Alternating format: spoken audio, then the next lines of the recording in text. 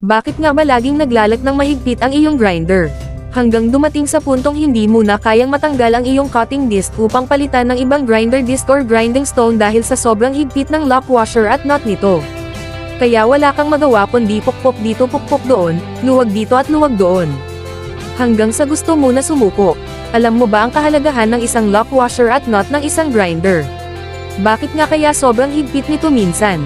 Alam mo ba na ito ay dahil sadyang nakadisenyo upang maiwasan ang biglaang pagluwag nito ng dahil sa vibration ng mismong grinder habang ito ay ginagamit at umaandar.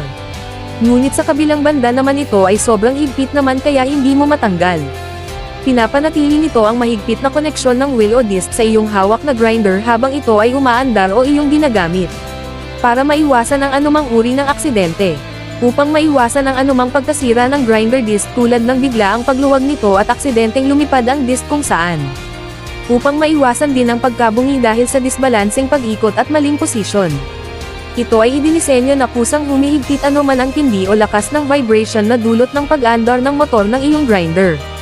Ito ay sadyang humihigpit kapag ang iyong disc, spindle, lock washer at nut ng iyong grinder ay nakakaranas ng tinatawag nating friction at heat.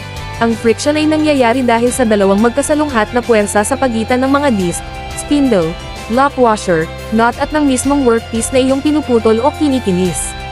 Dahil ang mga ito ay sadyang gawa sa bakal at bato na matitigas na materyales at magaspang na bagay na nagdudulot ng friction kapag nagdikit at gawa na rin ng dalawang magkasalunghat na puwersa o magkaibang pag-ikot o direksyon.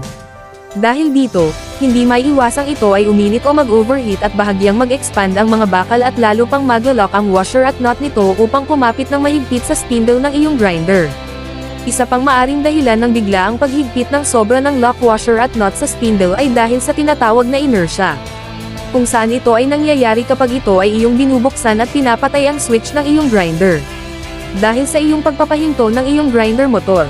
Ang spindle, lock washer naman at nut ay may natitirang bahagyan pag-ikot na nagaganap bago ito tuluyang huminto na nagdudulot din ng sobrang paghigpit katagalan. Dahil dito, wala kang magawa kundi pukpukan ang nut upang lumuwag. Madalas na puwersa na ang iyong gamit na pangluwang at tumatabingi ang tinidor nito.